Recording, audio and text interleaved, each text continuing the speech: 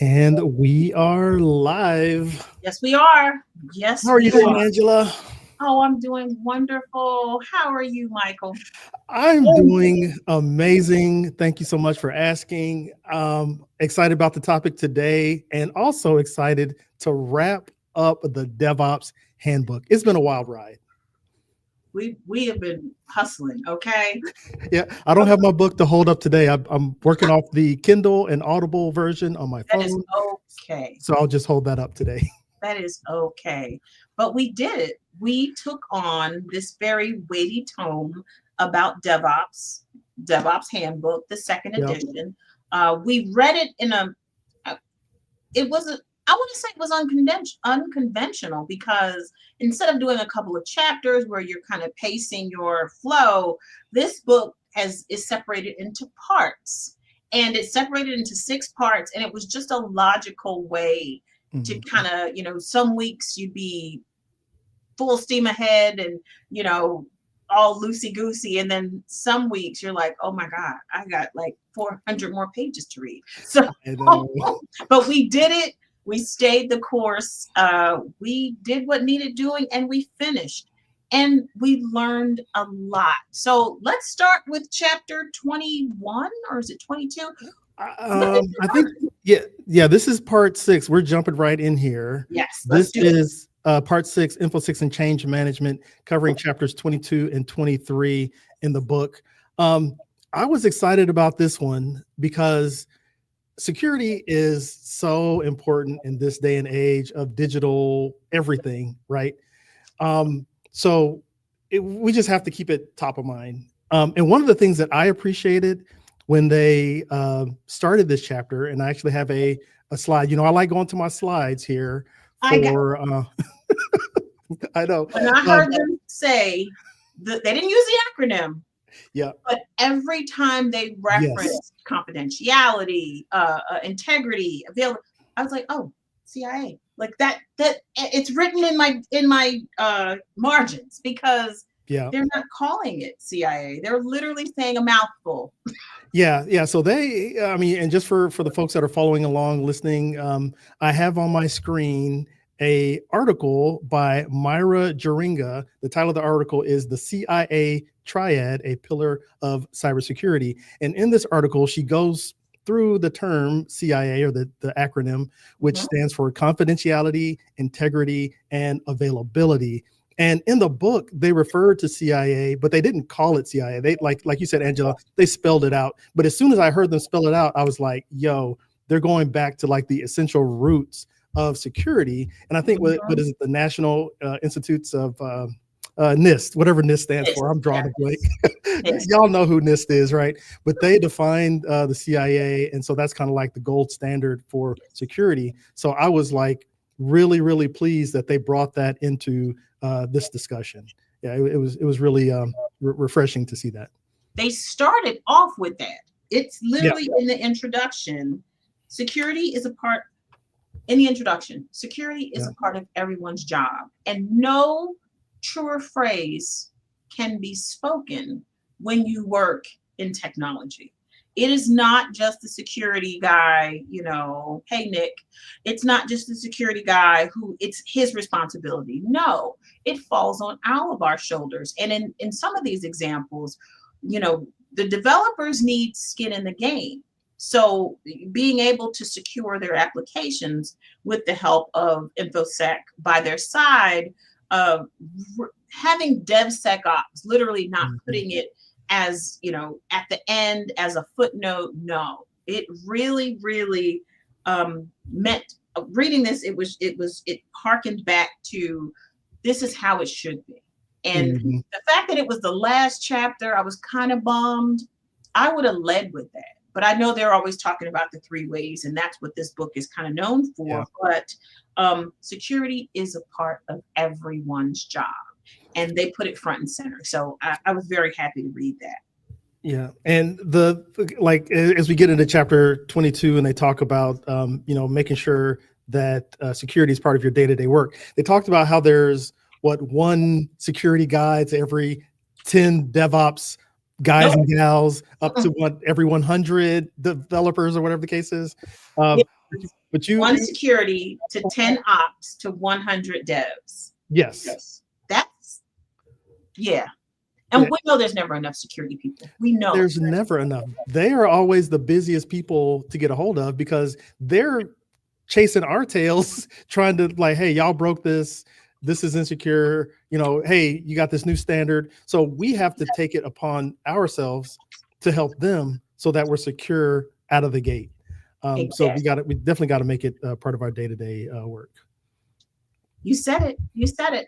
So in chapter 22, that was actually information security is everyone's job every day. That's what they call chapter 22. Mm-hmm. And it was interesting that this book was written a little while ago. So you don't see the phrase DevSecOps as much, but I saw one iteration was DevOps Sec. Yes. Yeah, and I was like, see, again, not at the end. It's at the end. Put it in the middle. It's the sandwich. Without information security, think about how many times we would hear about companies in the news, you know, with some package that has been compromised and has been put somewhere out there and someone downloaded and it snuck its way into a repo. Even with all the CI/CD pipelines and the unit tests that go on, there are examples of stuff that gets snuck by. And having all of the pieces in place, be it telemetry and logging and security and unit tests, if one does not catch it, we're hoping that the other one was. And there is a case study that mentions just that. So hopefully we'll get to that. Yeah, indeed. And as the other part that I noted was that we can start as developers and operators being secure out of the gate, because when security comes and says, hey, we have this library that's been checked, it's been proven, use this one, it's good to go, we should just pull that one. Or if they say, hey, we have this platform that has security built into it, we're going to check your code as soon as you check it into, you know, the repository, where the case is, then we should be using those processes. So we really don't even have to think about it. We could just push our code, keep doing what we're doing. I mean, we have to keep security top of mind, but it's happening for us behind the scenes. So once we have platforms that incorporate security into the whole operation, then we're the ones that are helping those few security guys and gals do what they got to do. Now, I will say this, there is another side to this story where security prefers to be siloed. And if you're DevOps and you're hoping to pull them in to the circle, and they're kind of doing everything from a distance and handing you a PDF with a bunch of findings and go fix it, you know, that is not helpful for the organization. But you would be surprised. Organizations do operate like that with security still in their little, you know, in their little silo, and not understanding that DevOps is how it's done. Not saying the tools that you used in the physical realm for monitoring and scanning and, you know, putting agents on machines and things like that, a lot of them didn't translate well into a CI/CD pipeline, into, you know, auto scaling groups and into containers, you know, spinning up containers from images. So security folks have to reimagine how their job is done. Just like us ops people, you know, we had to reimagine how we were doing our jobs. We've done them one way for so long, but at some point we had to like, all right, let's bring it into the current age and give it some thought. So being able to work in concert with developers, I'm hoping more security teams want to do that as well, because we want you. We want you there. Yeah, indeed. We can't go back to the days where we had like named servers. We're treating our servers as pets, and the security folks say, okay, they can get the list of servers, they can audit each and every single one and be like, okay, yeah, these are good, these are good, these are good. This one needs to be patched. But like you mentioned with containers and auto scaling groups, these servers are coming and going in seconds based on the traffic to an application or website or whatever the case is. So security is different to apply in those scenarios. And yeah, we got to catch it up. We got to bring that DevSecOps approach where security is like tightly integrated going both ways, to the dev and to the ops. It's in between both cookies. It's holding the ends together. It's basically an Oreo or a sandwich. There you go. A peanut butter and jelly sandwich. Like, if they're literally there holding us together, we can't do it without you. We cannot do it. We can't. I just made myself hungry. Yeah, right. We'll get a sandwich after the show, but because I was going to comment on your CI/CD pipeline. That's another way that we as developers and operators can bring security to the front of our work, or just like not even to the front, but this behind the scenes, it just kind of happens thing where we run our security checks as we're checking in our code, and with every release. So we get that feedback. It's not at the end when an audit is done. It's during the development cycle, and we can see the results of the security scan. We know exactly what needs to be fixed, maybe even to the point of, hey, you cannot release this code unless this stuff is remediated. And if you're in an environment where that is needed, then, hey, that's what you got to do. Some folks might work around it and say, hey, we'll get to it. But knowing that a security incident can cost millions of dollars lost in whatever your business is in, or downtime, or whatever is important, to the operation, the sooner you can remediate security issues, the absolute better. Yeah, and it also said in this chapter that trying to remediate after the fact is a much more expensive proposition than having security in the conversation, in the PI planning, in the sprints, understanding what developers are doing, and tutoring and teaching them along the way, providing them with the security tools that you use, helping them learn to use them, and see the visibility that we really harped on in that last section. Have visibility into what those issues are, security related or anything like that. Integrating it in sooner. Again, it's a much more expensive proposition if you are trying to fix things after the fact with that, 17-page PDF. It's probably cheaper if you did. And that's what I'm saying. Because like security comes in, like say you got your app, you're in beta version, you're ready to release, and you're like, oh yeah, hey, before we go live with these million folks that are going to tap into this application, let's get security to take a look at it just to make sure we're good. And then security comes, they're like, you cannot put this out here because it is broken. Like, what is this? Like, everybody can see the database, everybody can upload, or whatever the case is. So hands up saying, yeah, it's like, if you had thought about it earlier, then they can catch that and fix it. Yes, indeed. I might have had a little bit of an internet lapse there for a second. Oh, okay. No, not a problem. This is the internet, and it happens. It happens. So we're gonna thug it out. We're gonna get through this. Yes, pushing on through. We are pushing on through. What other gems? Was there any gems, or were there any case studies that perked your attention? Yes, indeed. One of them that I'm so glad they mentioned was the supply chain attack on SolarWinds. This is going back to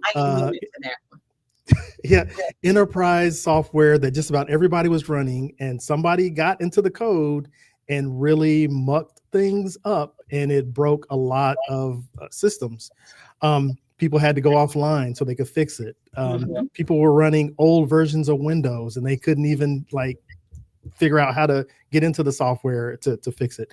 And it was funky that it was the attack vector was the supply chain. Like, somebody got into the actual code, and this is the code. SolarWinds it's an observability platform for Windows operating systems or Windows servers, and they were able to push this out to a lot of places because people trusted the vendor, which just kind of shows the importance of, like, hey, if you're selling a product to people, you got to make sure it works, got to make sure it's secure. But it was very unfortunate that attackers or bad actors were able to get into that code, and it got pushed out as far as and wide as it did. And this wasn't a case study that they had in the book, but it also reminded me of the more recent XZ problem on Linux systems, where it was like a long tail process where over years people got access to an open source um, project or open source repository, the XZ, which is like a it's a code compressor. It basically makes artifacts like zip files, tar files, or whatever. Zip. Yeah, and if the only reason that it was caught was because somebody was running tests on a beta version of an operating system, and their test took a second slower than it normally did, and so they started to go down the rabbit hole. Now, I don't know who this person is. I have to look up into the XZ history for this incident, but shout out to my man for tracking down a second response time slower, a second one second slower. I don't know. I'm just saying, personally, I might have let that slide. I might have chalked it up to bad Wi-Fi. I don't know. But he caught it. And it just, again, the implications of that particular attack, it would have been so widespread. Yes. That we might have had to shut down the whole internet for a day just to clean things up. You know what I'm saying? So I don't know. I don't even know where I'm going with this, but just keep your stuff secure, y'all. Yes. The moral of the story is, integrate security into your DevOps sooner rather than later. Sooner rather than later. Yep. Yes, indeed. I had a couple more notes, but I'll pause there if you want to jump in. No, well, let's see.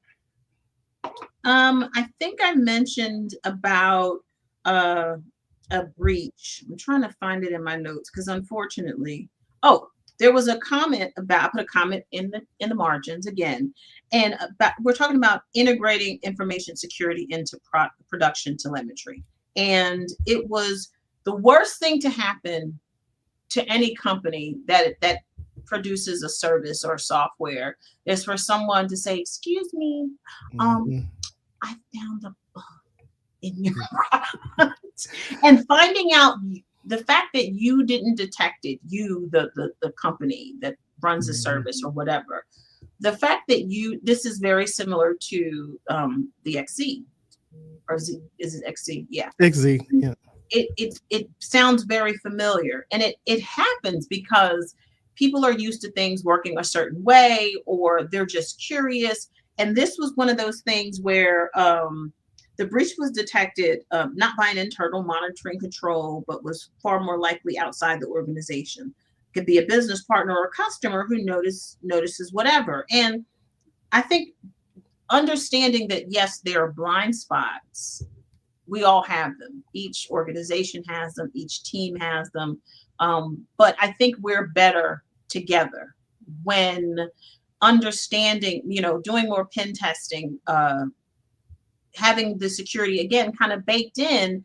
And as you're building and pushing, things through dev and test, there's tests involved. There can be penetration testing throughout the life cycle, which, we're talking about maybe some automation packed in somewhere, but being very diligent, that's all. Mm-hmm. And the last thing you want to hear is someone pulling up and saying, "Ooh, I found a bug in your software," and you're making millions of dollars off of it. It will make the news.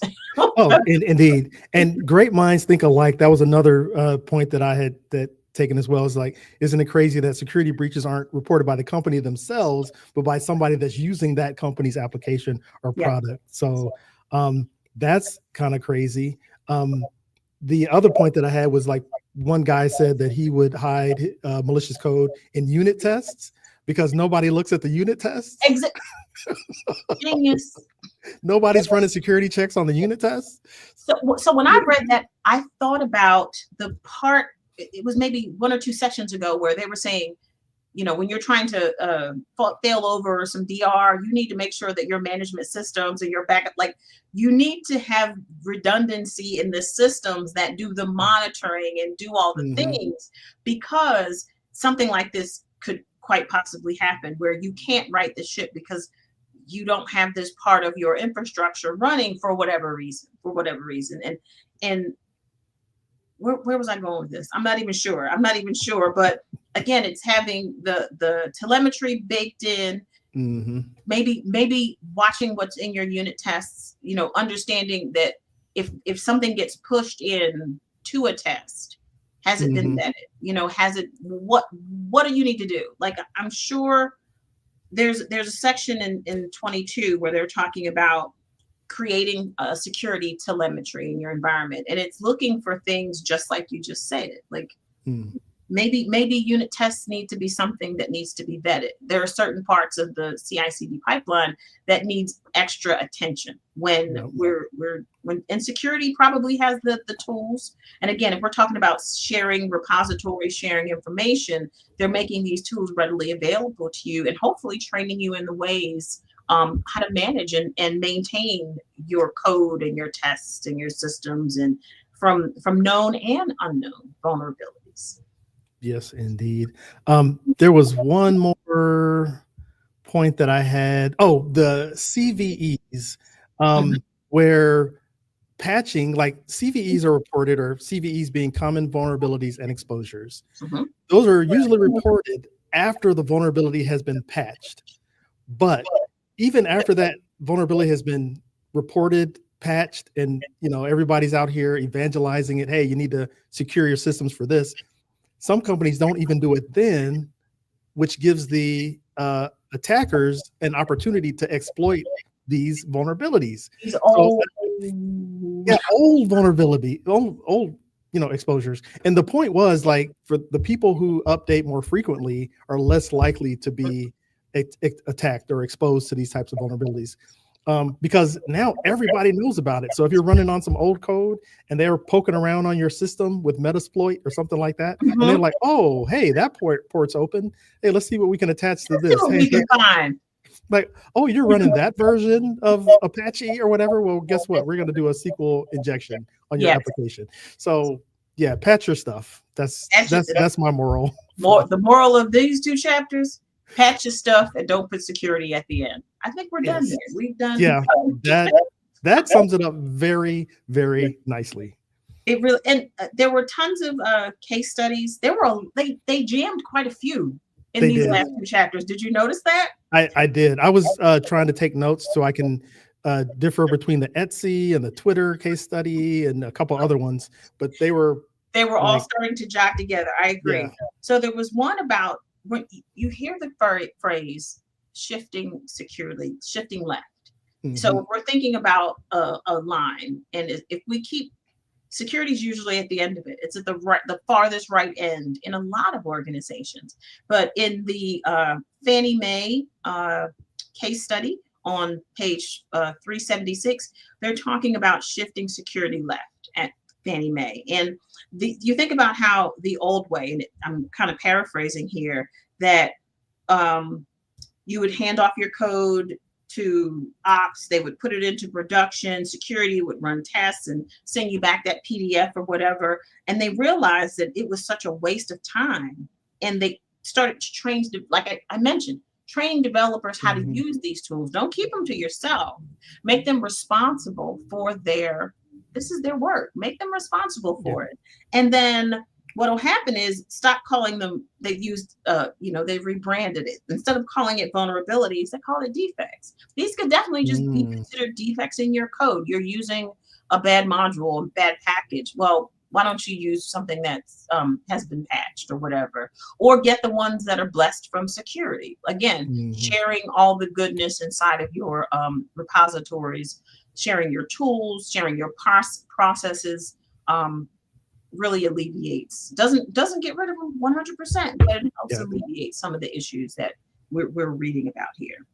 Yeah. And last thing I'll say to that point is I appreciated in that example and other parts of these chapters where they used a language that the developers use instead of making the language security specific. To your point of calling it a defect instead of a vulnerability, developers know that, oh, it's a defect, it's a bug, I got to fix this bug.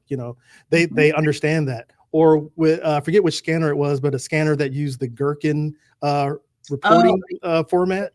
And so that this was a format that developers use for their tests. And so when they see this report, they already know how to process it and act on it. Like, oh, I got to go to this line to fix this particular problem or whatever. So yeah, definitely making it easy for developers and operators to use security in a way that they understand it. You're speaking their language. Or you're all speaking the same language now. Yes. Having a common nomenclature in which to work. Like it seems so small, but you just said it. Speaking a developer's language, they understand the word defect, and they're not. You can't be afraid of a defect. You know, you got a bug, you fix it. So that's actually pretty important. You want to move on to 23? Let's move on. I only have a few notes for 23, so yeah, we could totally move on to that. All right. Change approval processes. What is your experience with them? You know, they hit another gold standard talking about ITIL. So like ITIL, yes. ITIL is all over the board. ITIL being, and I'll see if I can do this off the dome, the information technology, something library. I forget what that second I stands for. Information library. I don't know if you're listening live, drop a comment that says what ITIL stands for. I'm not going to go to another tab and look it up. We're just going to press on with the discussion. But I appreciate it. Is ITIL. Yeah, ITIL. Yes. I appreciated that they brought that in early to saying like, hey, this is kind of the gold standard of tracking changes. They've got, you know, all the processes kind of dialed in for that, to the point of requests for change, the change board, and just kind of bringing that all together so we can track changes and not necessarily be scared of them. Like this was another point where they talked about making changes, and maybe I might be confusing 23. Chapter 23, that is, making it part of the developer's process by creating tickets like Jira tickets, making it part of the story, to say, hey, this is a security issue. I know that was from chapter 22. Hey, here's your Jira ticket. You could also do that with changes to say, hey, this is a change that we want to make. Here's the ticket for the change. You run it through the approval process and bam, you're ready to make that change and everybody's on the same page for it. And they also mentioned, they did specifically meant, linking your change requests to your Jira tickets. That was in 23. But so also in this chapter, they talked about the types of changes. You know, there are standard changes, there are normal changes, there are urgent changes. And they talked about looking at the types of tickets that are coming in and working on ways to make things, you know, more standard where they're lower risk. You've remediated a lot of the issues around it. You've built a track record fixing such issues that you've automated this thing away, right? So you don't have to, these problems that you may have used a change review board with or something, they're so passe at this point because you've automated them away. You don't have to sit and wait for those types of changes. So I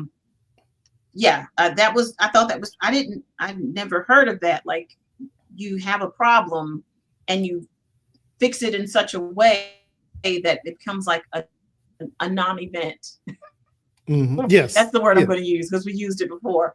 You have like a non-event, and it's just we have it in our development flow. It gets fixed, and boom, it's less of an issue, and it doesn't have to go through change board or things like that. So that's pretty cool. Yeah. One other thing that I appreciated from this particular chapter, this was another Etsy case study where they had 2 laptops for project separation, and I forget how that tied into I think it was more talking to compliance as opposed to change management. It was. Where like to stay compliant for one particular project, they couldn't mix how they were working with some other project. So they're like, hey guys, you're going to use a separate laptop when you're working on this particular project, and if you need to like check Facebook and all the other stuff, you're going to use this other laptop over here so we can keep these things separated. And I was like, okay, that's cool. You know, it's a total isolation of these two things that have to stay compliant for whatever the purpose was, and they can prove that they are compliant. They have that separation because they have separated the interface to the work itself. Yes. I don't remember. I'm trying to remember was it a happy end? I mean, of course it was a happy ending, but you have to help me out here. Did they realize that was a good thing, or it was slowing them down and they had to like refactor how they did that? I can't remember. I think it was a good thing though. Okay. I'd have to flip back. But you reminded me though of the happy path, the sad path. What were those paths? Yeah. It was in software, or rather in the security section. Oh, the user path, the happy path, and the sad path, Mhm. where the user path is what everybody kind of does. The happy path is what you hope they will do. And the sad path is what kind of actually happens when you haven't patched things, you haven't kept stuff up to date, when security isn't considered, I guess when you're not compliant, when you're not tracking your changes. That's when things really, really go bad on Yes, that sad path. Yeah. there was another case study. I'm going to say Okay. it. This one was Capital One, and Yes. near the end. And the moral of this story here is, again, focusing on their customers' needs, very important. Making things easier for the developers by having a sort of standard whatever, using standard tools, maybe standard languages. And what that allowed them to do is to react faster to certain situations, because again, everybody's speaking the same language. So standardizing on tools and languages and processes versus this bespoke thing that a lot of organizations still do to this day. But think about how much quicker issues can be resolved when people are using, again, we use the term, speaking the same language. And that was in Capital One. That was not the last case study, but it was definitely one of those ones that I'm like, I like it. I like it. There's like 4 more after that one. Yeah, definitely. They pack in the case studies, indeed. But I think that's good. Like you can see yourself. Depending if you read through the book, which I hope everyone does after we've done this. I hope everyone does. If you work in technology in any way where you're writing the code, responsible for the code, or securing the code, or you're in marketing that's bringing in the new users, wherever you are, I hope you read this book. And if you haven't implemented DevSecOps into your organization, you can make a case for it. And notice in the back of the book, I think it was not even the conclusion. It might have been the call to action or something else, where they said, now you can bring it in and it's successful and everyone worked, but what if someone leaves? And what if someone new takes over and that person doesn't see the value? Organizations can devolve. You know what I mean? Into these, I don't want to call it Lord of the Flies, but it devolves. It's like, okay, we were doing so well here. And, people leave and they take that skill set with them elsewhere, because they found that this is the Holy Grail. This is how we want to do our work. And, so I never thought of that, but we see it happen all the time. Yeah, no doubt. And I when I read that, I thought about, I think it was Richard Branson who said, or responding to one of his employees, like saying, well, what if we train our people and they leave? And his response is like, what if we don't train them and they stay? You know what I'm saying? It's just like, you can't be afraid of leveling your people up. And if they leave, they're going to take good practices with them. That's what I say. It's like, okay, what I want you to do is I want you to take everything that you've learned here, and I want you to evangelize wherever you go. Tell them how good we were doing it back here, wherever you're leaving from. But what you're not going to do is you're not going to stay here and just be status quo. If you stay here, you're going to level up. You're going to level up everybody around you, and we're going to make this thing better. So yeah, I think at least that's what I heard when they prompted that call to action. It's like, you got to take that chance. You got to take that risk to make things better, because when you know better, you do better. And if you read this book, then you know better. If you listen to this podcast or you're inspired to read the book, then you know that much better that this is a resource that you can tap into down the road or throughout your career. Yes, always.